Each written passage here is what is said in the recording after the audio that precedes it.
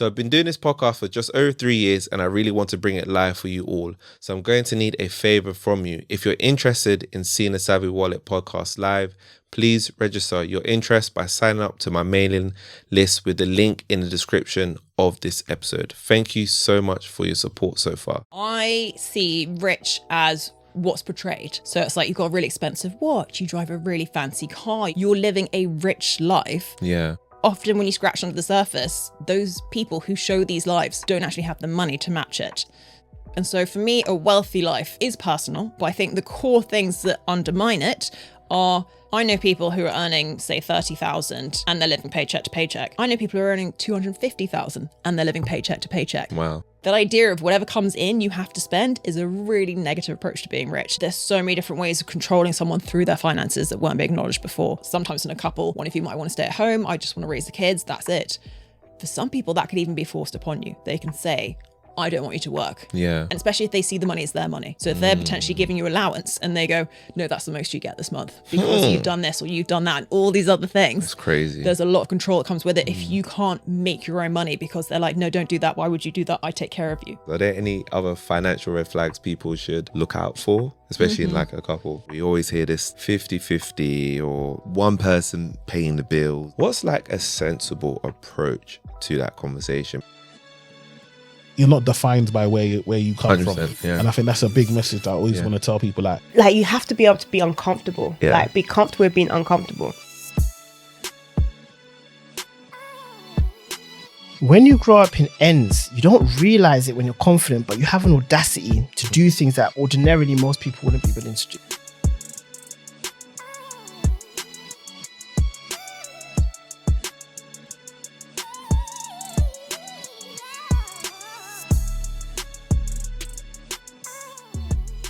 Welcome back to another episode of the podcast. I'm your host, Atto. We got special guests in the building. We have Natasha, who is a wealth manager and has been in the finance industry for over 6 years. She has been named the Times top rated advisor 3 times. Natasha, how are you doing today? Good, thank you. Also just found out I'm going to be in next year's list as well. So that's going to be 4 times. Okay, 4 times. Wow, you're a superstar. Wow, 4 times. Come on. That is, wow, that is, you're competitive then as well. I'm hyper competitive. Okay, I love that. So obviously, I've described you in a nutshell. Well, I won't say a nutshell. I've described you a bit. Who would you say Natasha is? So yes, I'm competitive. I definitely would say that. I'm very driven. I am a very goal-based individual. And a lot of these things I've learned since I've changed career path, because I think I do quite a lot of self-reflection to figure out who am I, what do I want to be? And I'm like, who actually am I? And so it's really kind of helped me like hone in on a lot of things I wasn't aware of to do with myself. And it's very much like, I love helping people, but I thought that meant more like you had to be a doctor or a nurse, and I hate blood. So I was like, no, not doing that. But then I was like, there's different ways you can help people. I'm the oldest of 4 siblings, so I feel like I'm used to being in charge and kind of taking control and creating plans and things like that. So that comes quite naturally to me. And I think I'm quite empathetic. I really like getting to know people, getting to know what makes them tick, why things matter to them. So maybe there's a little bit of an insight into who I am. Wow. You know what? The taking charge and being old, I completely understand that. And it's so interesting that you figured out so much about yourself. How did you do that? How did you figure out that much? So a lot of self-reflection. Okay. I do enjoy online quizzes that try and help you establish what are your passions, what are your top skills. Something I might go into later is a book that I read when I was trying to figure out what career path I wanted to do, which is called What Colour is Your Parachute? And they bring out a new book each year. And that really made me drill down into what are my passions, what are my skills, who am I as a person, and how can I find a career path that aligns with that, which is definitely something I wasn't doing beforehand. Okay, wow, that's so interesting. I think that gives courage to other people that they can also figure that out themselves, because they might be feeling kind of stuck and like, am I doing what I'm supposed to be meant to be doing? But I think it goes back to understanding who you are first. And if you understand who you are, then you can align. But I think a lot of people don't know who they are. They kind of just... I think you can fall into things. You can. It's very easy. I've recently discovered things about myself only now this year. Ooh, like what? like I like coaching others. I think I realized through doing the podcast and actually mentorship through like people at my old university that I like doing. I was like, why am I keep on gravitating? Why am I doing this? I was like, it's because I like to help people. Why am I doing the podcast? It's because I like to help people level up. And then and then it's kind of linked. My dad's kind of like that as well. He's like a teacher. So I realized, actually, it was my wife that told me, he's like, you're very similar to your dad. And actually, that's true. So you don't know these things. You start looking at the patterns of why you do stuff. And you're like, actually, that's because that's what I've gravitated towards. That's who I feel like I am. So I read a lot, and I can't remember where I read it, but somewhere in the last week it was saying how we learn from young ages by mimicking other people. Yeah. So what you see your parents doing, or whoever is kind of in your early age and early start to life, you think, do I want to replicate that? So you start doing it to see if you like it or not. So I think that's quite interesting, like you said, that you saw your father and it started to be like, I can kind of see where this came from. Yeah, it's crazy. It's crazy. I get it. Running a business can be really tough. And when you work so hard to grow your revenue, you need to really be maximizing your business money as much as possible. Especially as the Bank of England has recently lowered interest rates, it's now more important to secure a competitive interest rate that will boost your business savings. By not doing this, you could potentially be losing out on earning hundreds of pounds a month. And in business, every penny counts. As a business owner myself, it was crucial to find a high interest savings account to grow my business funds further. So when I came across the instant savings account from Tide, I was very excited. This savings account offers a high interest rate of 4.07% AER Variable that is paid monthly, instant access to business fund, no withdrawal fees, FSCS protection on up to £85,000 and unlimited deposits. As interest rates are trending downwards, I didn't want to miss out on this current opportunity to increase my business savings and to earn as much money as possible. Tide is very kindly sponsoring this episode, and they're offering new members a boosted business savings account earning 4.07% AER Variable. New Tide members receive a 0.78% AER boost on the standard 3.29% AER rate until 31st of March 2025. After that, the rate returns to 3.29% AER with no interest on balances above £75,000. If you're interested in learning more about this offer, click the link in the description of this episode. Okay, so let's talk about your story. Where do you grow up mostly from? So I do laugh. I am a Chelsea girl. Okay. Was born in Chelsea. I now live in Fulham, so I joke that I moved one borough over. I have actually left London at some parts. So I think I lived in about 10 houses before I was 15, which is crazy. So I have lived... That's a lot. Yeah, all in the UK, all in England. Okay. But parents split when I was quite young, so moved around quite a lot. But I think the abbreviated version is that, yes, I was born in Chelsea and I've moved over to Fulham. Okay. How did you find it growing up in Chelsea? I loved it. I was in Chelsea till I was about 9, and then I did live in Fulham for a little bit before moving between Clapham, Streatham, and West Sussex. Okay.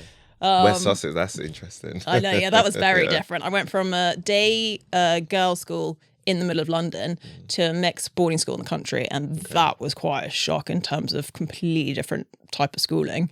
But I loved it. Okay. What was the shock for you for the schooling? I think it was being in a classroom with boys. That was a bit of a shock to the system, having been at an all-girls school for 8 years. Right, so that was different. But I loved it. I much prefer mixed environments than single sex. And so that to me was great. And it was the idea of, in London, you're quite restricted for space. So you have your classroom, you have a little bit where you can go out and play, and that's it. But in terms of moving to, my husband laughs, I call it the country, but moving to the country, I was suddenly like, wow, there's fields and there's space and you can just run for days and not see anything. So that was kind of freedom. I found that really interesting. Yeah. Wow. It sounds like you had quite a varied childhood. Like you were in London, and then you were outside of London. I guess, like, how do you feel like that shaped you having to be in different, parts of... So I've learned that I like change. So I could not do a job... Never heard that before. Okay. Well, I could never do something or live a life where I think I'm doing the same thing day in, day out, basically. So the way I look at it now is I like routine. I don't like repetition.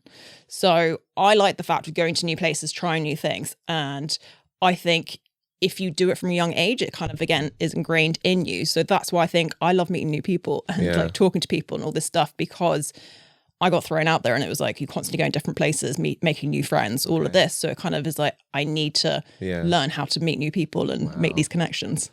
That's epic. I've never heard something, like I said, I've never heard somebody say I like change. Most people are so resistant to change and leveling up, but somebody say I love it. Like, I love Wow. it. Literally, I mean, I'm going to sound so cool saying this, but even at school, when I was at boarding school, I used to get the girls in my dorm with me to not sit down, but like once a term, be like, what are we doing well? Where could we improve? And so I'm very much someone of like, how can you grow? How can you improve upon who you are? And I still do it now. And it's very much the idea of like, yes, it's great that you got to where you are, but again, I think it's that drive for me. It's like you can be better in any way, whether that's, you know, in your relationships, in your health, in your career, in, you know, your partnerships. All these things can be improved upon. Obviously not every day, that'd be exhausting, but it's just making time every now and then to be like, what can I change to make my life and the life of the people around me better? Yeah. Okay. Didn't see that coming, but actually, yeah. No, I did not. I've never, like, you know what you what you said that you did, right? So we have I don't want to get crazy technical. So in my career as a technologist, let me say, right? So whenever we are as a team, we're delivering a piece of software, at the end of 2 weeks when we do this delivery, right?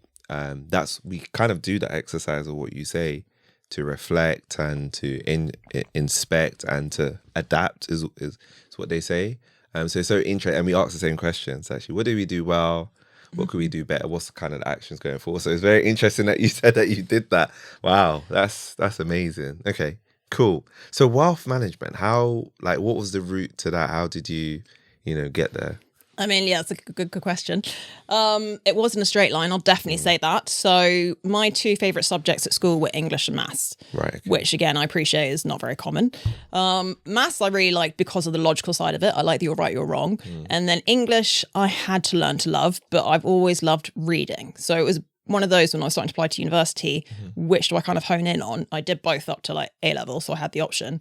But English, I think, was my bigger passion at the time. So I studied English, and then I was like, well, what do you do after English lit? So I did a master's in publishing, and I was like, okay, that kind of feels like I'm progressing into enjoying it to actually like career path. So then off the back of that, got into children's publishing, and I did that for 6 years in the end, worked my way from an intern to a senior editor. And so it was all very much creating books, creating strategies, a lot of timelines and things. How do we get authors in and illustrators to make this all work? Loved it, super creative. But I think after 6 years, I was nonfiction. So again, a little bit more niche, but I quite like the idea of that logical side of it as well, of like, okay, this makes sense, there's a right and a wrong. So it was things like sport or history, lots of shark books. And after a while, I felt like I'd done all the topics I wanted to do and all the different ways I wanted to do it. So everything from like very simple 10-page book all the way through to hundreds and hundreds of pages. Wow. So I'd kind of done everything I could. And I was like, okay, I also kind of like maths, but I never really pursued that. Let me see what's out there. So then I actually ended up working for a boutique corporate finance firm. And so that was completely different. And it was more the side of investor relations. We were like a middleman between startups, mainly in the e-commerce space, and investors looking to help with Series A, Series B companies that are kind of starting up and trying to build. I really enjoyed it, but I think after a bit, I was just like, I'm not sure if this is the long-term direction I want to be heading in. Yeah. And this was the year of COVID. So I was like, okay, if there's ever going to be a time to do some reflection, this is probably it. Ended up handing in my notice because I didn't think that I could give myself the mental space to consider what I actually wanted to do long term while I had that job.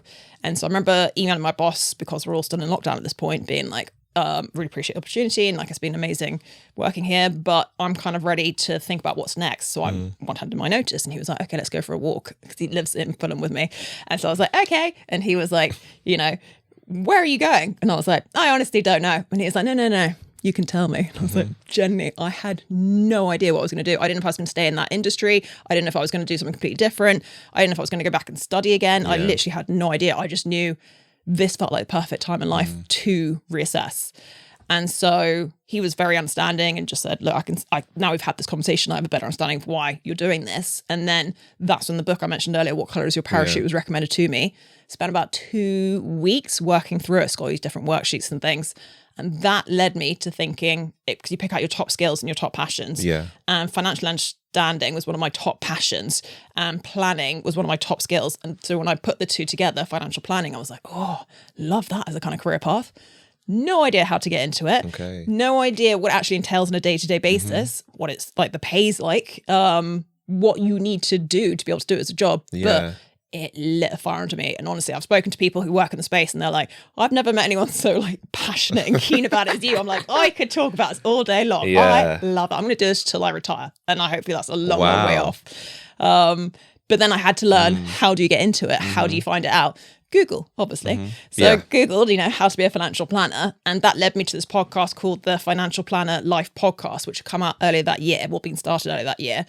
And it was all the conversations I couldn't do while we were in lockdown with people about how they got into the space. What did they wish they'd known sooner? What would they say to people entering it now? And it was the most fantastic resource. And I ended up reaching out to the person who started it to be like, his name's Sam. I was like, can I, thank you so much, really appreciate it. And he was like, oh, do you want to have a call and ask me any questions? And I was like, you're going to regret this, but yes. And so he was amazing, had this long call. And I was like, how do I get into this? Like, should I be doing it from this approach or that approach? All these kind of things. And the main thing I realized, we have to be qualified. So you actually have to go through exams to be able to give advice. It's not just a easy transition in terms of career path. So I was like, okay, that's going to take a bit more work. But I heard about St. James Place run an academy that does it in 6 months. And I quite like that fast track. Some other places take longer, but I quite like the idea of I'm ready to go. So reached out to them on their website, didn't hear anything the next day. I was literally like, times are ticking. I don't have time to wait for this. And so I just called them up and I was like, hi, I'm ready. Like, I haven't heard anything on the prospectus. What's going on? And again, they were like, do you have any questions? And I was like, oh my gosh, do I? Pull out like I'm a note taker. So 2 pages of notes. And I've still got those notes. I read them about a month ago and it was really interesting to be like, all the stuff I wanted to know about then. They were really good at helping me. The key thing was they were like, it is COVID. We were doing this all face to face. We don't know what we're going to do going forwards. Do you want to apply now or do you want to wait until we know what the path is? And I was like, well, how long is it going to take? And they just said, well, it's 5 rounds of interviews. And it's probably going to take about 3 months. And I said, I'd rather start that. And then you can let me know as and when you have a date, rather than I wait till you have a date. And then it's going to be an extra 3 months on top of that. Yeah. Applied, happily got accepted. On the condition I passed 2 exams. I was like, okay, let's give this a go, see how we get on. Wow. Oh, I had 2 months to do that. Happily passed both exams. And I was just like, right, great, let's do it. And that's basically the academy you do for 6 months. And then you can join another practice. So someone who's already set themselves up and you join as an advisor. Or you can set yourself up as a practice of your own. And I originally wanted to join somewhere, learn underneath them, that kind of mentorship, then go out on my own probably 3 to 5 years later. Because of my business plan, St. James Place actually turned around and suggested to me that I set myself up from day one. Okay. Big life decision. Didn't quite know which route to go. So I turned to my 2 trusted advisors, my husband and my granny. And so husband was very supportive and he was like, yes, go for it. Definitely. I know that you're driven because you've not worked for the last 3 months, but you're still up every morning reading about this, researching everything else. And my granny was the complete opposite. And she was like, no, don't do it. Terrible risk. Like, you're going to regret this so much. And she'd run her own business as well. And so I was just like, oh, okay, that's quite hard. But I look back at reflection and I think that kind of lit the fire I needed to be like, I will prove you wrong. I think sometimes when you have someone who is a doubter, you're like, I hear what you're saying, but I want to prove that differently. And so, so I actually went back to them. This was over the Christmas of 2020. And I said, start 2021. I want to go down the route of starting my own business. Wow. And so when I accepted the academy, they goes, we're going to accept that route for you as well. So I was like, phew, okay, thank goodness. So launched it, coming up for 3 years, 1st of November, 2021. Wow. How has it gone? I love it. I mean, not easy. It is roller coaster is the word I use the most. Okay. There are months when it's up and you're like, this is amazing. I'm winning awards and like all this amazing stuff's happening. I've got fantastic clients. And then there are months you're just like, oh my gosh, it's been so tough. Like no clients have come in, especially at the start. I always describe it as, I don't know if you watch World's Strongest Man. I've seen a few, Okay, I watch it religiously. Okay. And there's an event where they have to pull a really large object. So it could be a truck, it could be an airplane. And it's the idea of you're in that inertia phase and you're trying to build that momentum up. I think starting a business is like that. You are trying to put all your weight forward to just get whatever this huge weight behind you is to start moving. And I think once you do, things do get easier for anyone who's starting up a business. But yes, do expect at the start, it is tough. Yeah, don't we know it? Don't we know it? That's what a story. You're super driven, and clearly you're passionate. I think that's what drew me to request you to come on a podcast. And I'll say keep it up, because I think we do need that, especially with finance, especially like what I'm doing on the podcast. we're trying to break barriers where it's like, it's not, first, it's not boring to talk about. I think it's fun to talk about it. Exactly. It shouldn't be intimidating. We should be able to just talk about this like in the pub or, over a meal and stuff. And the funny thing is people are having these conversations, but certain people are having these conversations, right? Yeah. And I think we need to bring it to the masses. So it's quite important. So what makes you like different as a wealth manager? So I think the passion is part of it. I've just started reading a book. What have I started reading? I can't remember, but I wrote a note in it the other day, and I read it like usually writing in books. They're very precious objects for me. But the Client-Centered Financial Advisor. I have a great reading list at the moment.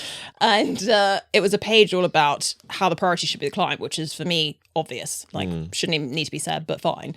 And it got usually I'm a lot more creative before bed. That's my most creative mind. I have a very strong logical mind. So I really like puzzles, and I like, that's why I think with clients, I'm like, what's the puzzle I can help them solve? Whereas in the evening, my brain starts to be like, ooh, okay, but you could word things like this, and this is a cooler way of putting it, or a story. So the creative mind for me starts coming on when everything else goes to sleep. Yeah. And I started writing in this book, how do I stand out from my competitors? It's something I've always kind of thought about. And the first thing I wrote down, this is again, the logical part's just shut down, the judgment side. And it was like, I genuinely care with my clients. I genuinely care. And I think for me, I have to be a bit protective of that, because I think traditionally the encouragement for advisors has been like, take on tons of clients, have lots and lots of people to look after, because then you've got lots more money to look after. Whereas I'm very much like, that is so draining. I care so much about people. When they tell me like I've had one client recently who's made redundant, and I'm now thinking every so often, like, I hope she's okay. I want to email her and be like, how's the job search going, and all this kind of stuff. I've got other clients who are about to get engaged, and I'm like, can't wait for the email. Like, genuinely, please let me know as soon as you get engaged. So excited. And just multiple things, everything from like moving house with another client. I've got some who are pregnant. I've got some who are about to get married. And there's just so many different life stages. And some who've got family members who aren't well. And I think I genuinely care so much about them that I couldn't be someone who's got hundreds and hundreds of clients, because I couldn't emotionally deal with it. I would just, it would drain a lot from you. Yeah. And there are some advisors who, it's a day job for them. They're like, okay, I know what I'm doing. You're this age, this life stage. I'm just going to do bish bosh for you. That's you done. I'll speak to you whenever I need to speak to you again. Whereas I'm thinking about my clients on the regular, and they might not know this because I try not to like bombard them too much with stuff. But I think that's what makes me stand out from other people, is I really care and I really want to know what makes them tick and what's important to them as well. So it's not just a meeting when we've had our first meeting of, okay, what are we doing together? It's like, why? I'd really like to get to the bottom of like, why is that important to you? What would make you feel like your life is at the place you want it to be? Yeah. Wow. Exceptional. That's why you've won 3 and you're going to become 4 times winner. See, and I've seen the reviews. The reviews are amazing. So, you've worked in finance for over years. Paint a picture for us. What major insights or nuggets have you like picked on whilst, working in it? Good question. I think key things I like to get across to people are, it's never too early to start, because I think quite a lot of people, when it comes to things like investing or pensions or even protection for themselves or a will or anything in finance, they think, I'll leave that to later. My future self can figure that out. And I'm always saying, it's so much better to get those things sorted earlier. And if you start with things like even investing or pension, you can start with such a smaller amount that's more comfortable for you rather than leaving it to later. So I think start early, even if it's smaller, is the kind of top tip I put out there. And the other thing, and this isn't just finance, but this really resonates with me, is where you are a year from now is down to the steps you took today. So it's really important, even if you're having a really tough day or financially you're struggling or you've got so many kind of things weighing you down, if you can just do one small thing today, it will pay dividends in the future. It might be cancelling one of the 10 subscriptions you have. It might be being like, do you know what? I don't need to order out again. I could spend that 10, 20, 50 pounds into a savings or to start investing for myself. So it's just little steps today to get you closer to where you could be in the future. Love that. I love the little steps and the reminder of, I haven't heard that a saying like that in a while, like where you are today is what you did. Where you are in a year, exactly. Yeah. I think we forget that. We really do, because it's like, I think people want to get somewhere, but they're not doing anything to get there. Totally. Like, oh, why am I not there yet? You haven't done everything before. Oh, I literally reposted something on Instagram today as well, and I can't remember exactly what it was, but it did resonate with me. And it was the idea of like, don't say you want a certain life. Put the steps in place that show you're working towards that life. Wasn't exactly like that. That's me paraphrasing. But I love that. It's like, yeah, you can say, oh, I want to have this future self of me. But if you're doing everything at the moment that's going to detract from that, how are you going to suddenly close that gap and actually be where you want to be? Yeah, completely agree. Okay, so one of the big things that people love to talk about, wealth, and we'll talk more about like, you know, the steps towards it. But I think when we had our conversation, we were talking about the difference between wealthy and, you know, being rich. So from a wealth manager's point of view, what is that difference between, you know, being wealthy and, I guess, being rich? So I think it's a really important distinction because people are like, oh, isn't that the same thing? No, they're very different things. I see rich as what's portrayed. So it's like you've got a really expensive watch, you drive a really fancy car, you go on all these amazing holidays you put out on Instagram. You're living a rich life. But often when you scratch under the surface, those people who show these lives don't actually have the money to match it. So it might be that if their influencers are being paid to go on these holidays, so they give good reviews or something like that. Or, you know, Tinder Swindler was a famous one. He looked like he was living this amazing life, flying in these private jets, you know, all these amazing holidays and things. He was a con artist. He didn't have the money. He was just either renting things or borrowing money or just purely conning all these women out of money. And so I think especially in the age of Instagram and TikTok, where previously keeping up with the Joneses was your neighbors or people you worked with. It was a very small circle. Now it's the world. So you're seeing so many different lifestyles and all this incredible, insane stuff going on. And you're suddenly like, oh my gosh, the Joneses is the entire world. How do I keep up with that? And I think that can deny you a wealthy life. And so for me, a wealthy life is personal. It'll be different for each person. But I think the core things that undermine it are peace of mind. So it's knowing I'm financially okay and my family are financially okay, both now and in the future. It's options. So if you're in a job you don't like, or if you're even in a like living situation you don't like, and you're like, I just want to go away for a bit, or I want to move countries, or I want to completely change things, you've got that financial capability to do that. And what ties into that is freedom. So it's that freedom of, is this where I want to be? Could I be doing something different? And it's just very much like, if you work for a company but you actually want to run your own business, that's suddenly available to you. If you want to retire in your 30s, it's suddenly available to you. Again, not the same for everyone, but it's the idea of what to me would make me happy as a life when I quieten out all the sound. I absolutely love your explanation, especially with the rich is like almost like you say, it's like showing off what you have, but you know, do you have the money to back it up? Like, is your bank account zero? Do you have anything in your investment account? Do you own any kind of properties? Right? Like, yeah, I think it's so interesting. So many people focus on the rich side rather than the wealth side. And you're absolutely right about the Joneses. It's worldwide. You see it every day, all the time. So I think it makes it hard to kind of not want to chase the next shiny thing in a way, you know. I think it becomes very difficult.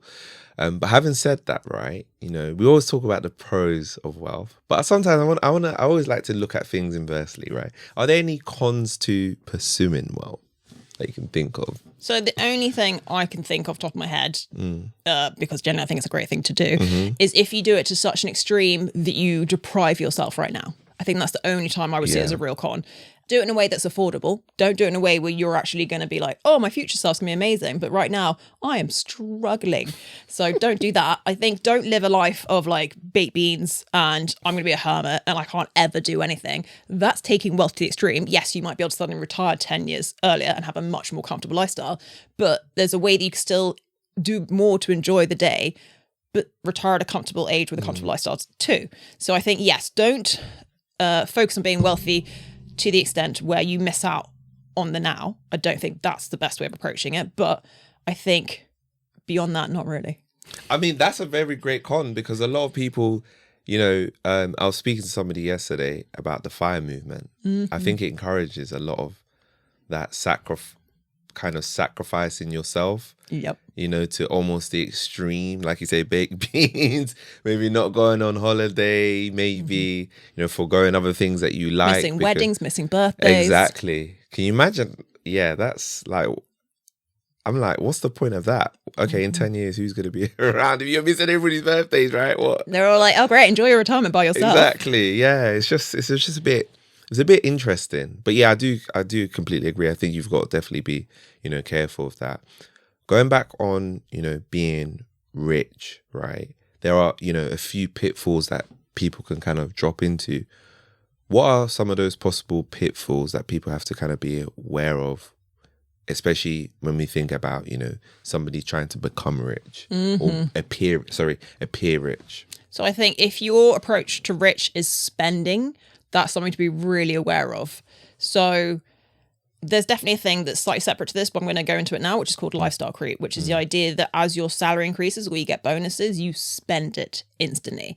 So I know people who are earning, say, 30,000 and they're living paycheck to paycheck. I know people who are earning 250,000 and they're living paycheck to paycheck. So that idea of whatever comes in, you have to spend is a really negative approach to being rich. It's like, yeah, I'm earning a lot now, but also I don't have anything left over the end of each month. And I've spoken to people like this and it terrifies me because they think, well, I'm on a, you know, $250,000 salary. I should be fine. And you're like, well, if you lose your job, what are you going to do? You have no savings, no investments. You literally have your workplace pension, but it's not being invested well. What are you going to do? And they're like, I'm fine, you know, don't worry about it. And honestly, again, this is why I care so much about my clients, because I'm like, you're giving me heart palpitations just thinking that you haven't prepared yourself. So I think it is that competition side of like, but I know other people who are, as you get, you know, as you start out, it might be the odd nice thing, being like, okay, I want to have like a nice outfit or something like that. And as it builds and builds, it's like, well, I want to go on holidays I've seen other people go on, and I want to have the newest car and all this stuff. And I'm just like, yes, for the experiences, but like those are depreciating things. You're not going to get the money, the value back really on them. So I'm always like, please split what you get coming in. Fine, if you want to have that rich lifestyle, you know, less than 50% of what you have after all your bills should go on that. The other 50% should go on your future self. At least kind of, if you cannot tear yourself away from the idea of spending and I have to have nice things, do it in moderation. Be still taking care of your future self if you really cannot stop spending and trying to live that rich lifestyle. Yeah, it's absolutely crazy that somebody on 250k, and this is the thing, a lot of people think, oh, when I get to that level, I'm gonna be fine, I'm gonna be all right, and it's almost the same mindset that you're in now. Oh yeah, I'm struggling right now, but when I get to 250k, I'm gonna be fine. And actually, you just said it, like, yeah, okay, in a way, yeah, okay, you can spend more, but like you say, zero savings, zero investment, you lose your job, which is a possibility. It can happen to anybody at any point. Of course, we never wish it on somebody, but then what happens? You think you're rich, but you have no wealth. Yeah. So this is what I mean. It's so important to distinguish between the two. The salary's gone up, like you said, but if the mindset's still of, okay, I'm fine, I can just spend everything, you're going to be in a really difficult position to someone who, from an early stage, has created that mindset of, I need to prepare for the future. And again, I'm not saying to go to the extreme of that either, which is just like I put everything away and I don't do anything and I'm just too scared to do anything with it. It's always about trying to find that balance. Yeah. Love it. Do you, in your mind, are there like levels of wealth? I feel like I've heard this before. Are there like levels of wealth, like steps of, like levels of wealth? So not specifically, like some people might say there are. I like to think in terms of finance, there's like 5 steps I always kind of prioritize with clients. Okay. So it might be slightly different. One is always debt. If you have debt and it has high interest rates, please look at paying that off as soon as possible. They're different approaches, but it's a priority to kind of focus on that first. And I'm talking debt with high interest. Some people are like, I've got debt, but it's like $1,000 and it's got 0 interest and I'm kind of okay and I know I can pay it off. Slightly different to, I'm in a lot of debt and I'm struggling with it and I can't sleep. So that we want to prioritize first. The next step I'd say on the ladder is the idea of a thank goodness fund. Now, people sometimes are like, what is a thank goodness fund? In our industry, we call it an emergency fund. don't like that terminology. I think it has a really negative connotation. It's like, oh, emergency. Oh, that sounds like something I don't really want to be involved with. Yeah. Whereas if you think of it as a thank goodness fund, it's suddenly like, oh yeah, I like the idea of I've got some money set aside that if something happened, I'd just be like, thank goodness I had that available. Yeah, Whether like it's suddenly you let go from a job or you're in a situation you want to leave. I much prefer the idea of thank goodness fund. So I'm going to keep spreading it out there until it gradually catches on. Yeah. Next step I would say is then the idea of the foundation of your finances. So a lot of people overlook protecting themselves. So we have house insurance, we have car insurance. If we have a pet, we've likely got pet insurance, but none of those things exist without us. And then yet we don't want to insure ourselves. It's like the last thing. And it's one of the hardest conversations to have with clients because they're like, but I'll be fine. And like, don't need to worry about it. And it's just other clients are like, oh my gosh, I had a friend who did this. I think it's often has to be triggered by something else happening. So the clients who are super on board with protection have experienced it firsthand with a friend or with a family member. And they're like, oh no, I saw the impact that had. Please help me out. And I'm like, I've been saying this for 5 years. I'm so glad you're finally on board with it. Because I think it is really important because if you are protected in the sense of things like there's income protection, which means if you can't work, you're okay. There's life insurance and critical illness. So for like your family around you, so it's you and your loved ones are protected. Yeah. Once that's taken care of, then we can look at investing in pensions and tax planning and all these other areas of finance. But if you're not okay, nothing else really matters. So I think it's having that strong foundation to build upon. Then my next two steps, and these are probably not the levels you were talking about, so please share it with me afterwards. You've got different levels. But then it's purpose. It's what is my money doing for me? It's that why. Yeah. I like to treat money for me and my clients as employees. They're there to work. If you're just spending them, they're like, oh, great. Easy in, easy out. Like, we're gone. See you later. And you're never going to see that money again. That's an employee that's just walked out the door on you. No one wants an employee that just walks out the door on them. Nobody They wants that, yeah. employee that's going to be working hard. And for money, doesn't need a day off, doesn't need holidays, doesn't even need weekends. It is literally there being like, put me to work. And I think it's about shifting that mindset around money. So it's like, what do you want that money to do for you? If we sit down quarterly and we look at, an employee, we'd be like, okay, let's assess how you've done. Yeah. What do you want to be working towards? What's the areas of improvement? Treat money the same. Yeah. Be like, what have you done for me recently? How can I get you working forwards? And then once you've got that in place, then it's putting it to work. Yeah. Then it's being like all the tools and all the kind of, I like to think of, all the different financial aspects of tools. People are like, oh, I've got a pension, I've got an ISA. Great, but those are tools. They're things you put in place to help you achieve certain goals. So figure out what those goals are and what the purpose is first. Then let's use those tools to help you achieve that. Yeah. I absolutely love your steps.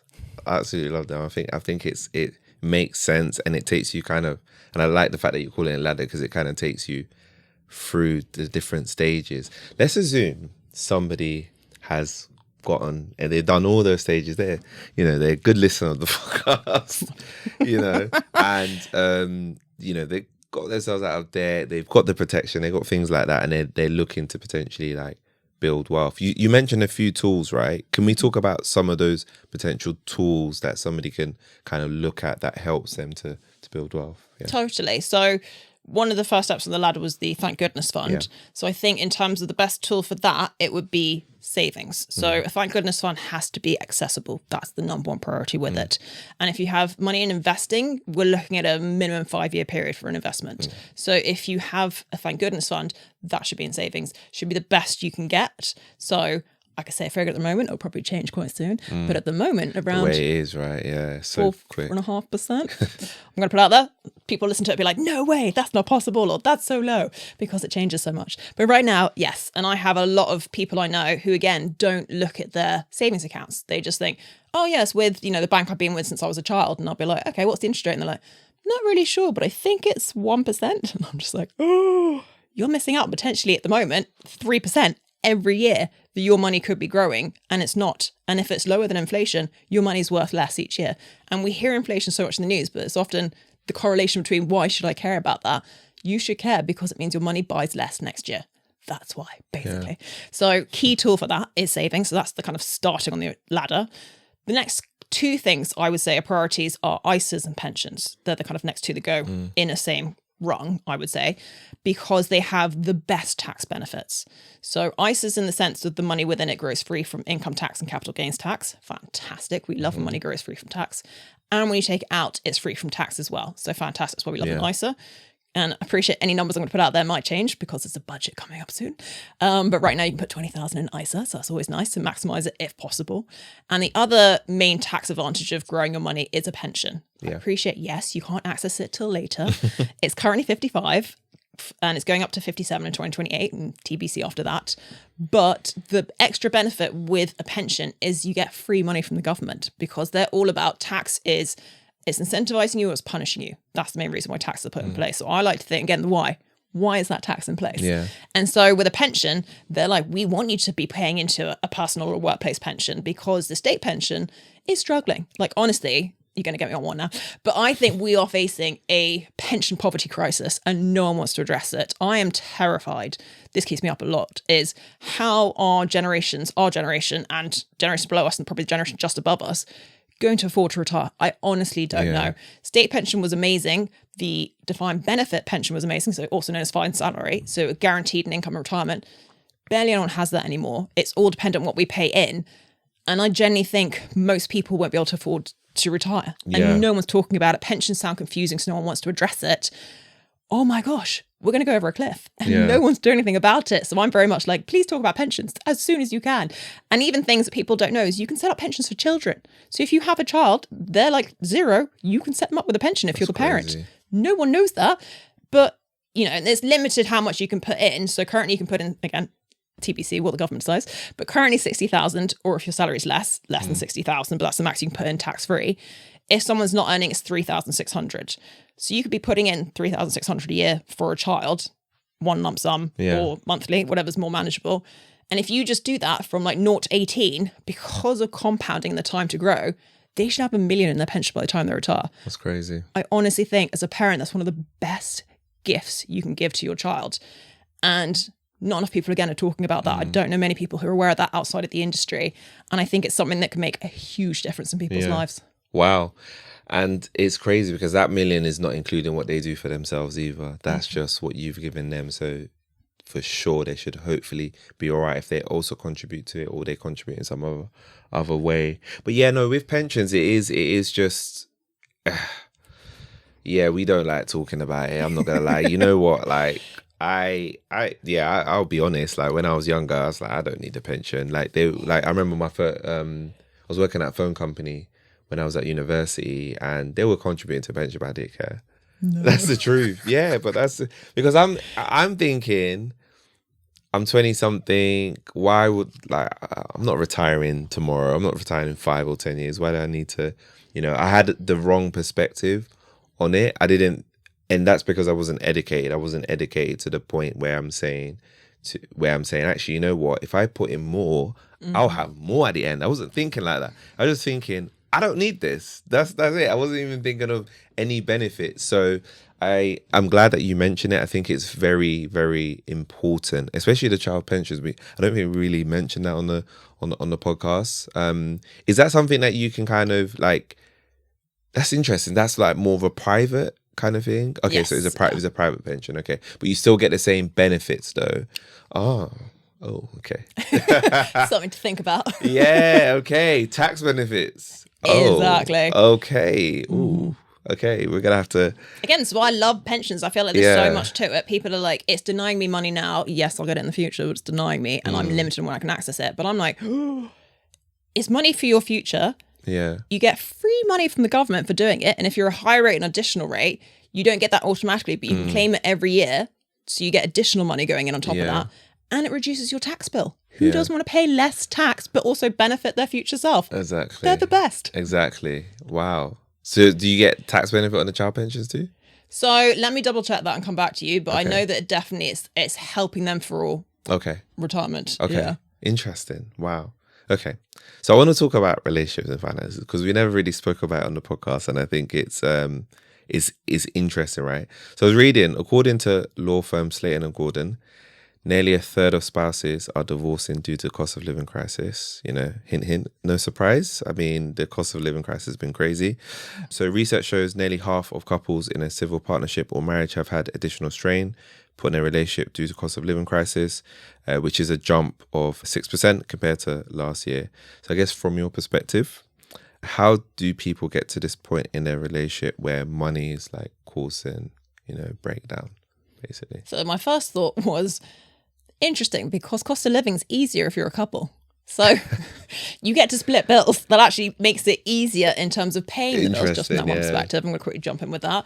But I think talking about finances is part of what causes that breakdown. Yeah. So if you don't have the discussions, I think a lot of tension can build up and then it becomes a bit too stressful to engage with it. So I think it's always good to start talking about finances quite early in a relationship. I appreciate it's not easy to do. So it's good to kind of think about what are the ways of doing it. I would say set aside a time when you're not racing around. Don't do it when you're about to leave the house to go meet up with friends or go to work or something like that.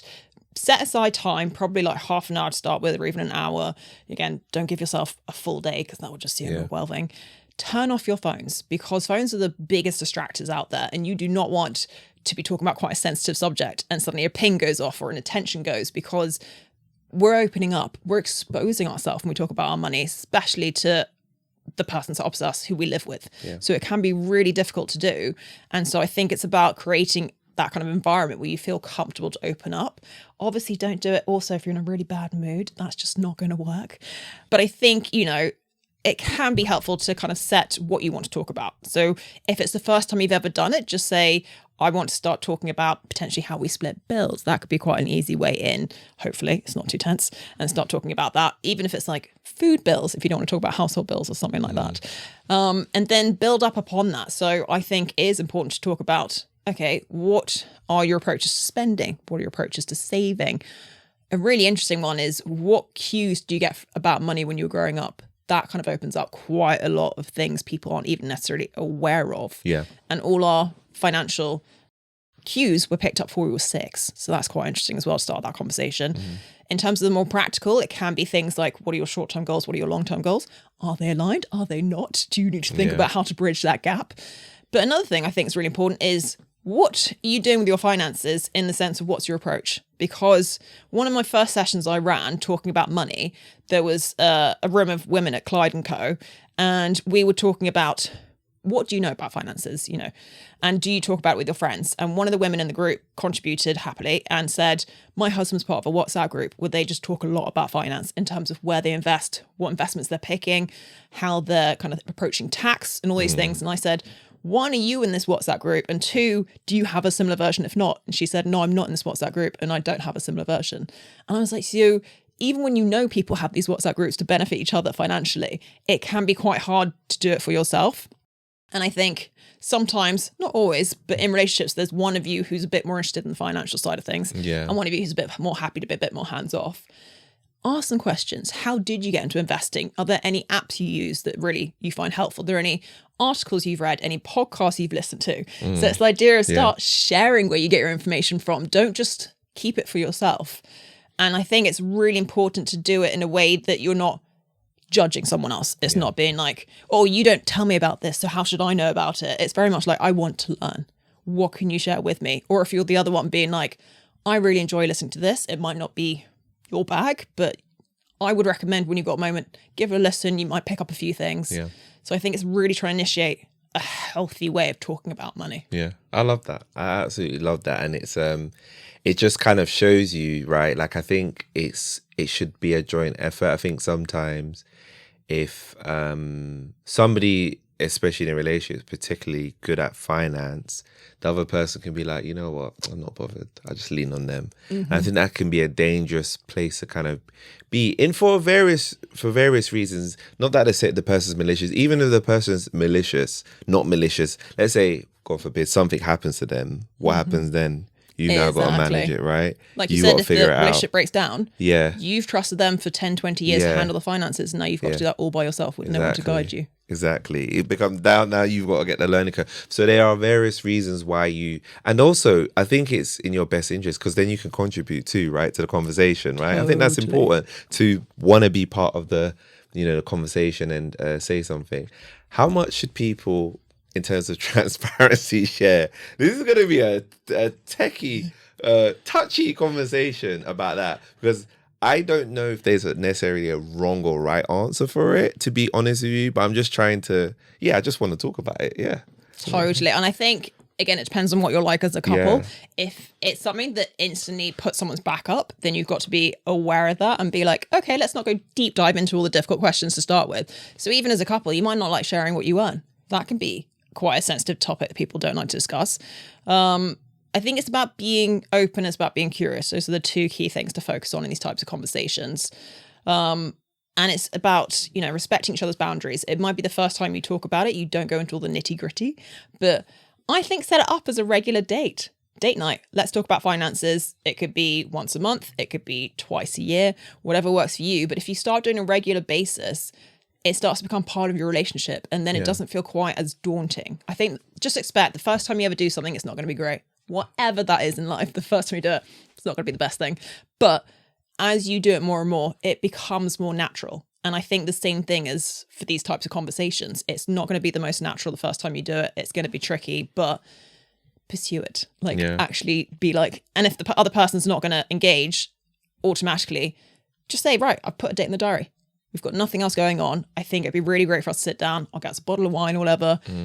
Let's have a chance to chat about finances and just gradually open up about them. Yeah, because I think it can be quite important, because you definitely don't want to get to a point where a relationship breaks down because of money, because of lack of communication. Exactly. And, you know, assumptions, right? I think one of the biggest things I learned, you know, like prior to getting married and, you know, what I was being taught and told about it is that, you know, assumptions, a lot of the lack of communication, assumptions and expectations is what can break that down. And so let's say, for example, you both don't talk about money, but then one person's thinking, you know what, I want to be, you know, I want to be at home. I'm happy to, you know, take care of the kids and, you know, stuff like that. And that's my expectation, but you didn't communicate or talk about that. And then that's not what it is. Then you become unhappy. You're like, oh, why am I not getting this? It's because you didn't talk about it.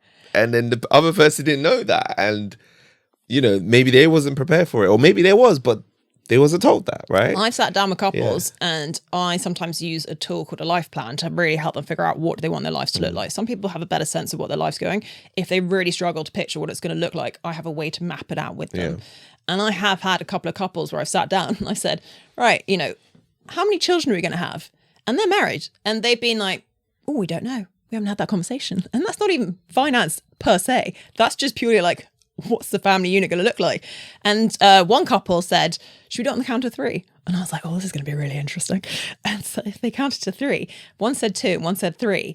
And then one of them was like, okay, yeah, I think I could go with what your option was. I can't remember which way around it was.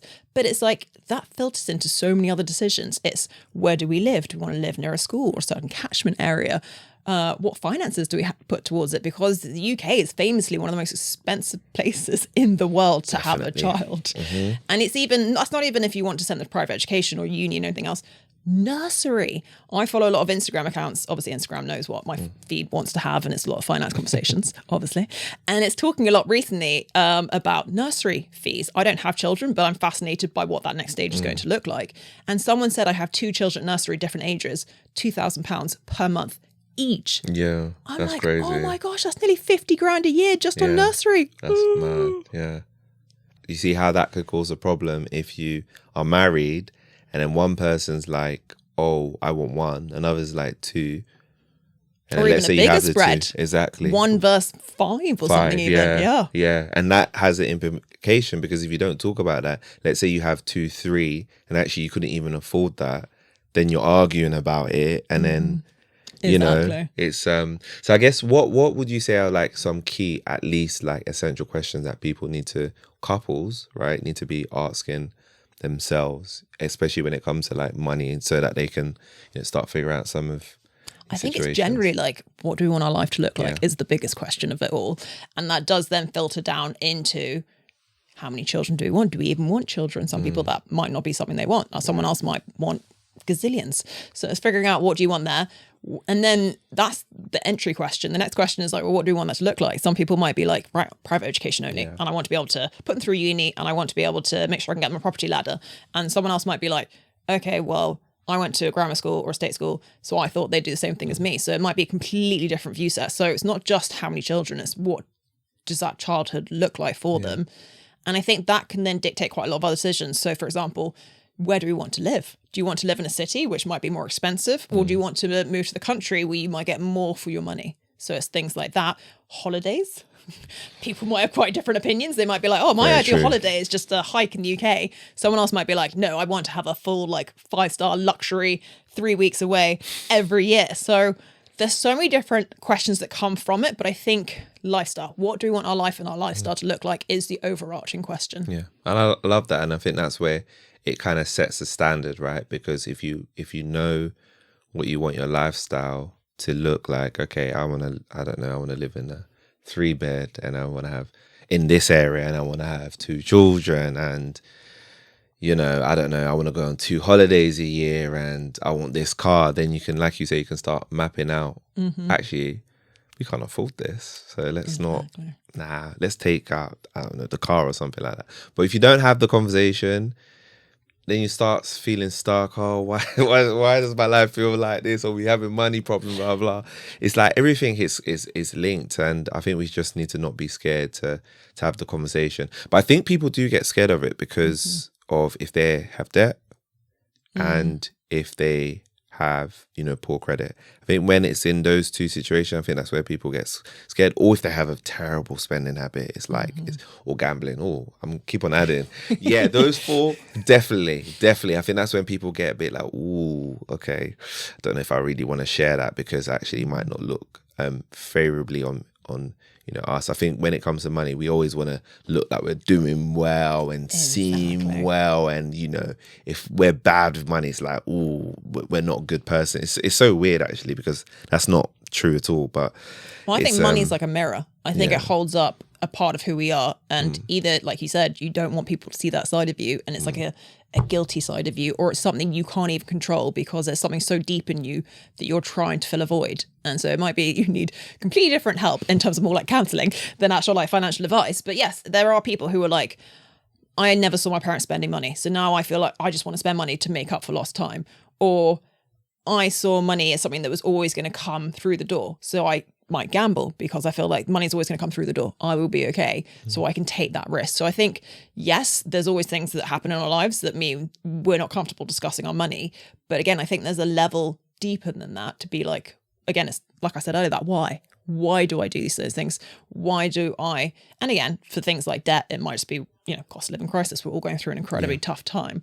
But again, tapping into that, I think there's always ways to approach it. I remember a couple of years ago, British Gas put up it's a completely separate thing, but put up an entire fund to basically help people who were struggling. Yeah. And it wasn't advertised. No one knew about it. I only found out about it because I'm a financial advisor. So I'm always Googling what's out there to help people. And yeah, they set up an entire fund to help people who are struggling with their finances, crazy. not just British Gas customers. Again, it's a couple of years ago, so I don't know if it's out there. But this is what I mean, is like, if you're in a situation where you're struggling with debt, I think whatever area you're in life, you can always get help. Whether it's your, like that first rung of the ladder, I need help with debt, have a look at what's out there, see what's possible, all the way through to I'm earning so much, but I'm spending so much. Again, reach out to someone for help. There's always different areas in your life where you can improve upon and have someone who helps you through that.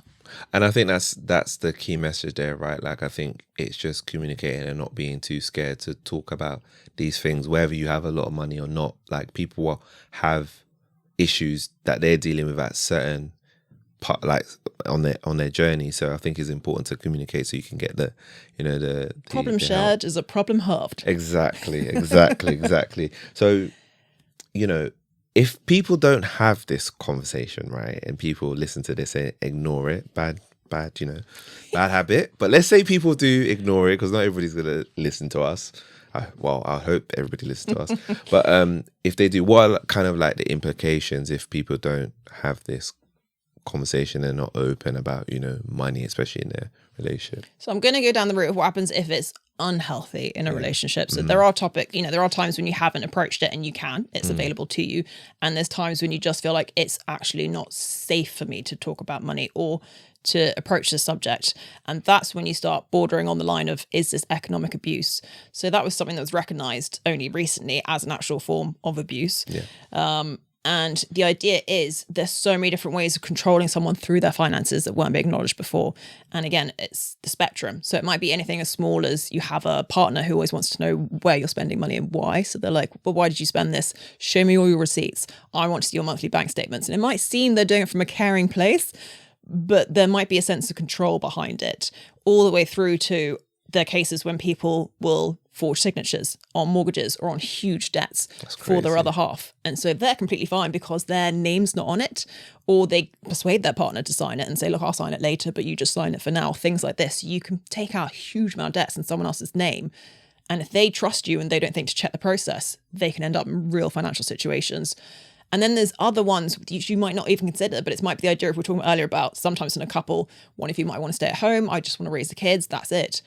For some people, that could even be forced upon you. They can say, I don't want you to work. And it might, again, come from a loving place, what it looks like it does, where they're like, you don't need to work, I'll do this. But if they're a controlling person, they're doing that because then they get further control because they control the purse strings. Yeah. And so they That's know crazy. that they can, and especially if they see the money as their money. So if they're potentially giving you allowance and they go, no, that's the most you get this month because you've done this or you've done that and all these other things. It's crazy. There's a lot of control that comes with it if you can't make your own money because they're like, no, don't do that. Why would you do that? I take care of you. You know, it can suddenly become quite a negative way of being like, but I take care of you. You're fine. Yeah. But it can flip. And I think, 1 in 6 women have been subject to economic abuse, which is terrifying in the UK. And I think a lot of women might not be aware of what it is. They might be like, oh, but it's coming from a good place. It's fine, until something changes. And potentially it's divorce. Yeah. Or that's probably one of the major ones, or they die or something like that. And they go, oh my gosh, I have no financial security. We never set something up for me. I have no pension. I have no investments. I don't even have savings in my name. I am completely screwed now. So I think it's really important to always have some money in your own name, whether it's in a savings account, whether it's investing, whether it's a pension, whatever it is, always have your own financial security in a relationship. It's important. I think it's super, super important to have something and the knowledge. I think you have to have the knowledge. You have to. I don't know. And it's not because you don't trust the person or you think things are going to go bad. I don't think it's about that. I think it's just empowering yourself. That's the way I like to look at it. Empower yourselves to just in case something goes wrong. And it could be anything. It could be something innocently goes wrong. Exactly. You're okay, right? Again, right? Like, let's say they can't work anymore. And you've not worked and you've never looked at the finances. What happens? You know what I mean? It's just some of these kind of situations. Nobody ever wishes bad, but I think it's important to, look at it. Are there any other? I'm going to call it financial red flags. Are there any other financial red flags people should look out for, especially in a couple? I mean, I think there's quite a long list. So I think I've Oh, touched on really? a few. Yeah. Okay. I think other ones might be that you're not allowed your own bank card. So that could be one to be aware of. All right. Yep. It could be you are allowed your own bank card, but you have to share your login details.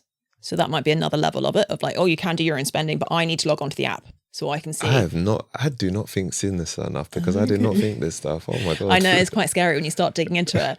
All the way through to they'll just open your bank statements. And it's just like, okay, I've opened your bank statement this month. Let's sit down and have a discussion, but not in a comfortable way. And you're just like, oh, wow, okay. They properly are like going through my stuff. And that's invasion of privacy, basically, even though you're in a relationship. So I think there's so many different ways it can be done. So I think it's really important to brush up on what's out there. A lot of banks are now training their staff to be able to help you. So if you feel like you're in this situation or you have a friend in this situation, reach out to a wealth manager like me, because not all of us are trained, but at least, some of us are trying to go out of our way to be educated on it.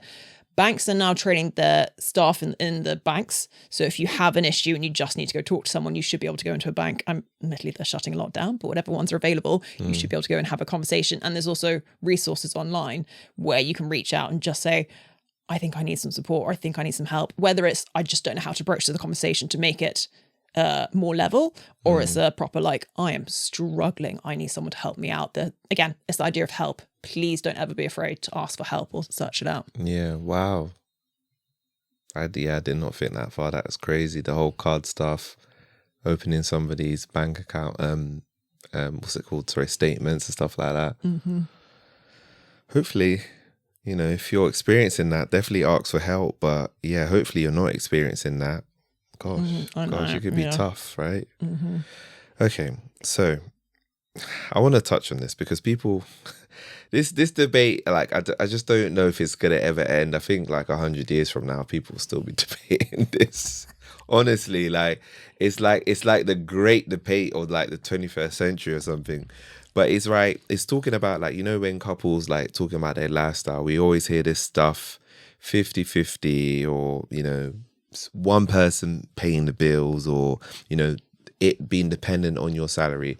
What's like a sensible approach to that conversation? Because the way what I see online is a lot of people, there's a lot of peer pressure. There's a lot of pressure of you need to do it this way. And if you're not there, you know, you're doing it wrong. Exactly. It's not, I don't think that's quite nice, because everybody's situation is different. Where there's like how many billions of us in the world, we're all different, right? So what's a sensible way to approach that conversation, and also to be comfortable with it? Because you got people ask you, or people might make comments, stuff like that. What's like a sensible approach to that? So first thing I say is do it ahead of time. So don't do it when you're about to sign a mortgage or a lease or something like that. So don't do it when there's a time pressure involved. I think the other thing is just to be open about it. So, and be open to negotiation as well. So it might be that you have similar salaries and you go, do you know what, we want to go 50-50? And they might say, yes, I can see the logic in that. Let's do that. Great. Or they might say, actually, because we have similar salaries, but you get an extra bonus, can we factor that in? Or other things might get factored in. Or it might be that, and this is all same salaries to start with, it might be one of you is hugely a saver and one of you is hugely a spender. And so you might be like, okay, well, at least I'm protecting our future self as well. You're just basically spending for today. So the other things that might get factored on in, if it's just same salaries, if you have different salaries, I mean, that opens up a whole nother can of worms. I personally look at it from, I very much am fair. So even things like growing up as a child, if you split a biscuit in half, I'd be like, whoever splits a biscuit doesn't pick the half, because that's not fair. So if you split a biscuit, the other sibling gets to pick. So I'm very much like, you do things in a fair way. So if I was in a relationship and we had very different salaries, I would do it as a percentage. So if their salary is a lot more than mine, I'd be a lot more comfortable with you paying a higher percentage to reflect the difference in our salaries. Vice versa, if my salary was a lot more, then I'd be like, I feel more comfortable contributing to that. But I think it's looking at, again, the whole picture. So it might be that's how you split household bills. But then if only one of you is buying food all the time, not really as equal. Yeah. So it's looking at everything all together. And it might be you also add food to the household bills. So you go, okay, that's all part of one thing. But then again, if you're booking holidays, if one of you's like, oh, but again, I really like 5-star holidays, I want to do that. And the other one's like, no, I'm happy just staying at home. Staycation, that's me done. Then you're like, I'm still spending quite a bit of extra money. So I think you've got to look at everything all together and do it in a way that works for both of you. So if you have different salaries, factor that in. If you have different lifestyle wants, factor that in. But have the conversation and don't do it at the last minute. Do it in a way where you're like, we can actually, and again, you might not agree in the first conversation. It might be like you go, okay, we need time out. Let's go for a 10-minute walk. Oh, I was listening to a podcast yesterday and was saying 10-minute walk can fix 93% of problems. Love that. I love that. And so it was the idea of like, just, you know, let things chill. Take a step back, take a breath, and then be like, okay, things got a bit heated. I took that a bit personally when you said that I should be doing this or I wasn't doing enough. I've had a sec to calm down. Now I'm ready to like re-enter the conversation, and now I can understand where you were coming from, and that makes a bit more sense. So don't feel forced to do it in one conversation. Yeah. Take the time you need to talk it through. Okay. I love that. Yeah. It's crazy because I feel like, in a weird way, I feel like I was thinking about it, there's almost this pressure to be away, whether you're a man or woman. There's pressure on both sides. From the man's perspective is, well, you know, take care of everything. From the woman's perspective, oh, you should take care of it. So there's this pressure on both that people don't realize is on both people. And I just think that we need to just get away from doing that and just let people do what you've got to do. And it's tough though, right? Because there's so many factors, right? Not only is that a pressure, like we said, the Jonesies, there's like so many different peer pressure across the world. It just shows you, right? Oh, but my friends are doing that, so maybe I should be doing that too. Exactly. But that might not be suitable for your circumstances. Exactly, right? So, and how long are you going to be doing that for? is the other thing. How long are you to keep on chasing somebody else's dream or their life? Can't do that for your whole life, right? And what happens if there's unexpected change? Exactly. So it might be if you're a woman, you suddenly need to take time off work because you're pregnant. So you're like, okay, that's me out for 6 months, a year, whatever. And there's a lot that comes with that. Not only might you have a reduction in salary, but you might not be paying into a pension. Yeah. So it might be, and again, not everyone thinks of this, but like the husband could pay into the wife's pension for that year. They're like, oh, I've still got a salary. I'm fine. We've got the bills and everything else covered, and the childcare, if they have, thank goodness. I can put a little bit into your pension. So I think it's being flexible as well. Likewise, you know, your other half might suddenly be out of work. Great job. They were actually the higher earner, but they're suddenly made redundant and they aren't able to get another job for 3-6 months. Have those conversations about how the fact that actually you might be able to cover in that time and be like, okay, I appreciate you were paying a higher percentage, but because of circumstances, you can't contribute anything right now. Let me contribute. So again, it's not having, if you're used to being the higher earner, I think you get that kind of, okay, I'm used to taking care of the other person in this relationship. I'm okay. If you're in a position where suddenly that's not the case anymore, you have to be open to changing that dynamic and being like, I want to be able to take care of you. I'm not in a position to do it right now. Is that something we can both do? And if they're like, yes, I'm in a position to take care of you and I want to take care of you, be open to that. Don't suddenly be like, no, I'm not going to take your money. Like, I'm fine. Yeah, that's a difficult conversation. That's a difficult conversation for a lot of people. Difficult, especially if you're the type that you're driven. Let's say you're a leader. You're used to having a certain level of control in the sense of, I don't mean you're controlling that person, but in the sense of, because you're the breadwinner, let's say, you're comfortable in that position, which that's absolutely fine. But because you're no longer in that position, it's almost vulnerable, not because of the other person, just generally to external factors, because maybe you can't afford to pay your rent or mortgage. Yeah. Exactly, right? It's a very interesting conversation, because I suspect that does happen to people for various reasons, you know, job loss, like you say. I'm sure a lot of people, you know, unfortunately over COVID lost their job, so they would have been put in that position, right? You know, what if it's a business that didn't go well? Maybe you was earning a lot from it, that didn't, you know, go well as well. You know, sickness. There's so many things, so many factors. So yeah, it's an interesting perspective. I didn't really think about that, like that perspective of, can my ego let me accept? And I think that actually that's a you problem, because that's your partner, and I think you're one, essentially, right? So maybe it's a fact of, okay, let's conversate and let me let it go. If you've already made it comfortable that you talk about money, so much easier to enter that transition phase of being like, oh, we already talk about money anyway. So it's just something else we'll factor into our regular conversations about it. If you're not talking about money ahead of time and something like that catches you off guard, so much harder, because you've already got added stress on top of trying to have a conversation around money. Yeah, amazing. So the final part I wanted to talk to you about was, you know, working with financial advisors. I know that you wanted to dispel some myths around that. Talk to us about financial advisors, because I suspect, like I said, I think with finance anyway, it can be a bit intimidating. But yeah, dispel some of those myths for us. So I'll probably enter into some of the myths first. So average age of a wealth manager has actually gone up in the 3 years I've worked in this space. So average age when I entered was 55. It's now 57. And that's average age. Just gonna put that out there. And so in terms of wealth managers, 84% are men. So 16% are women. So again, bit of a minority, but like I said earlier, I've always preferred mixed gender spaces. So I'm a bit like, great, okay, I'm happy with the fact there's more men in it, because that means there's space for me and I can come in and I can disrupt it and I can do things a bit differently. I like the fact that I kind of go against not the grain, that sounds terrible. I enjoy going with the grain, but the idea of like slightly disrupting a space and being like, how has it been done up to this point? How can we do it differently? So 2 things I really prioritized when I started entering the space was no jargon, no judgment, because I've spoken to people who've worked with advisors. I've spoken to people who've just handled their own finances, and they're always like, it's so complicated. There's so much you have to learn. It's a whole nother language in itself, let alone the figures and statistics and all the different other terminology and strategies and everything else. So no jargon is really important. And the idea of no judgment, like we've been saying, I think money is so core to who we are. And so we're so terrified to reveal it to people. It honestly feels like the last taboo. I grew up being like money, sex, religion, and politics are the 4 things you do not talk about in polite conversation. And I feel like all the other ones are now a bit more accepted. Again, wouldn't necessarily talk about sex with my family and stuff, but like religion and politics, I feel like they're day in, day out on the news and all this other stuff. Definitely, yeah. And I feel like money is still one of those things where people don't really like engage with it, talk about it, want to have those conversations. And so that's why I think I'm trying to like change it and be like, no, let's have those conversations with friends, with family, with colleagues. And I think it's trying to show wealth managers, hopefully, from this can be fun. Like, I appreciate that sounds like an oxymoron saying it out loud, but I genuinely think we can be fun and we can have different approaches.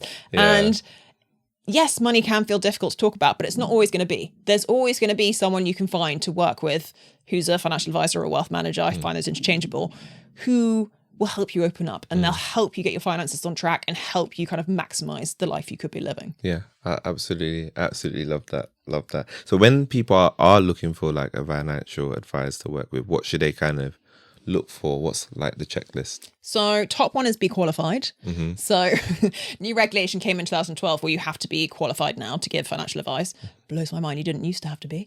That is crazy. I know. Oh wow, no wonder 2007 and 8 happened, right? Financial crisis. That's crazy. I know that was different. That's more like banking. But fun fact in terms of the financial advisor space is there used to be the same number of financial advisors as there are now accountants and lawyers. So 250,000 in the space. 2012 brought out this new regulation, not regulation, it's new. You have to be qualified to give financial advice. 90% left the industry, 90.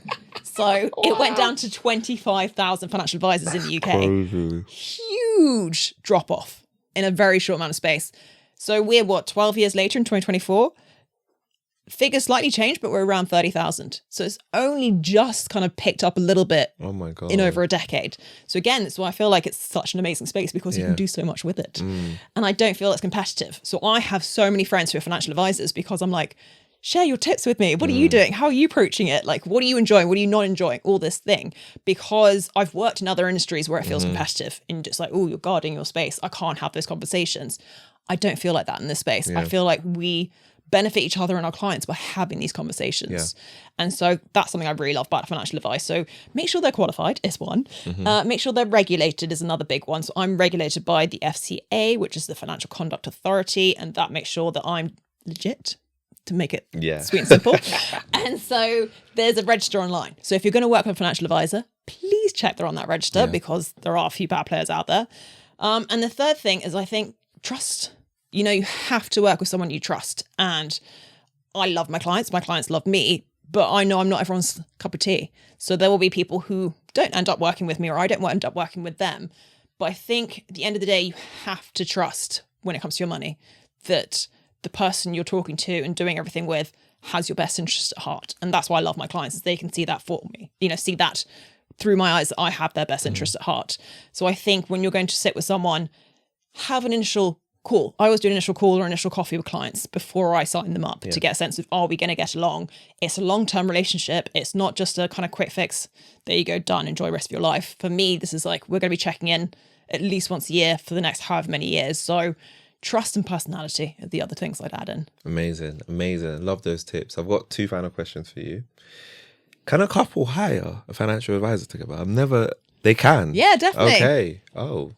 So I quite like working with couples. Like I said earlier, with the idea of like how many children we're going to have and things like that. So it's those kind of conversations. I think if you're struggling to have them one-on-one, a financial advisor can be really helpful because they're that third party. They're objective. It can encourage you to have the conversations you might not be instigating just the two of you. So I love sitting down with couples and being like, what are you doing? What are you not doing?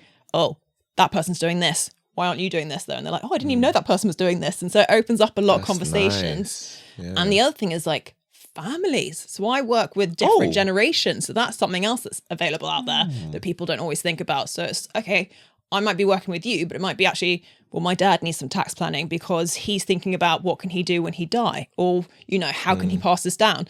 Or my children have just left university and they're wanting to invest for the first time, or they've got their first job and they're not sure about pensions. So I really like working across different generations as well, because they have, so again, it's that change, different needs. I like the idea of a different challenge.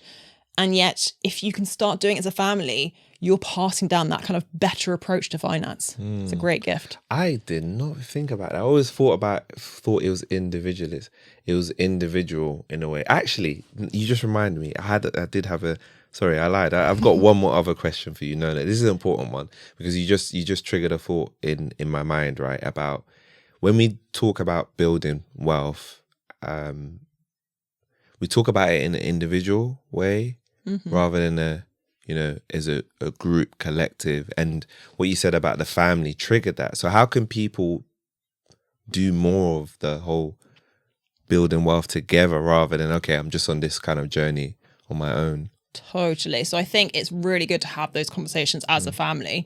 If you can work with a wealth manager like me as a family, that's that next level, because then I think with a lot of people, especially if we look at the older generations, they're the richest. Like there's a huge transfer of wealth that's coming up that a lot of people in the industry are talking about. And yet these conversations aren't being had. So I think if you, as like the older generation in the family, so people who've retired, and which is interesting as well, because now you sometimes have two generations that are retired. So that doesn't narrow it down. That could be like your parents are retired potentially and your grandparents are retired. There might be multiple generations of retirement. But it's the idea of you might wait till you die and then you'll pass down whatever you have to your next of kin. Yeah. So that could be your house. That could be some money you set aside. But there's such a difference if you involve your family in that and you potentially even gift while they're alive. So it could be something like, oh, when I die, I want some of this to go towards my grandchildren's school fees. So I want to know they're okay at all their university. How much better would it feel, though, if you saw that gifting happen in real life? So families often think, oh, no, I have to wait till I die. And you're like, why? And they're like, I thought that's what everyone does. And it's like, no, that doesn't have to be the case. You can like sit down as a family now and say, I've got this money that I was going to set aside for when I die. But actually, I mean, they'll probably be in a better financial position because they've reduced their tax bill, and also they've reduced the inheritance tax bill, and also they've benefited the family that they can see. And I think it makes such a difference if you can help out your family and see the benefit of being able to help out the family. So that's why I think as a family, it is worth having these conversations. And I've been speaking to someone recently, and they're like, we're struggling with school fees. VAT's just changed everything. And I said, speak to your parents about it. I appreciate it's not an easy conversation sometimes for you to instigate, but they might be thinking, I want to set aside this money to give you later in life, but they're holding on to it. I've had one client say that she was looking to buy a house following a divorce, but she was holding off and she was renting for ages and it was depreciating what she had to put towards a house. After a few of our meetings, it built up enough confidence to talk to her parents. They said, we had set aside a certain amount to give you when we die, but we'd rather give it to you now so you can actually get a house post-divorce. And she just wrote me the loveliest email to thank me, to be like, because of you, I'm in a much better position, and they actually get to see the benefit of me and their grandchild living in this house and actually being able to enjoy it and kind of being able to sleep better at night, reduce that stress and have better peace of mind, and they can see it and they can experience it. Yeah, amazing. Tasha, it's been such a great conversation. I learned so much, and definitely we need to do a part 2. Where can people find you if they want to connect with you? So I'm mainly on Instagram, so Percy-Baxter Wealth Management. That's probably where I'll be most days. Also have a website, percybaxter.co.uk, and LinkedIn. I'm not on as much. I'm trying to be on a little bit more. Okay. But yes, Natasha Percy-Baxter is what I'm on that. But Instagram's probably my most popular place. Amazing. Thank you so much for sharing all your client stories, all like your wisdom, your insights, especially to do with money, because I think it's, especially with relationships, it's very tough to have that conversation. And I think it does take a bit of courage for people to have that conversation. And I'm glad to hear that you know people that are navigating this, and people are struggling and also overcoming, especially with the what you just said about the gift situation. It just shows you, like, with that encouragement and those kind of conversations, you can kind of overcome. I think the key here is just talk to somebody. Literally, right? Have those conversations, whether it's with an expert like me, whether it's as a family, or with your other half. Have the conversation. So do you have any final words for watchers and listeners? Thank you very much for having me on. And just, please don't ever be afraid to reach out for help. Whether you're in a good place, you're in a bad place, you could be in a better place. There's always someone out there who can help you. So please do reach out to them. Thank you so much, Natasha. Thank you. Thank you. Thank you for tuning into this episode of the podcast, and see you next week's episode.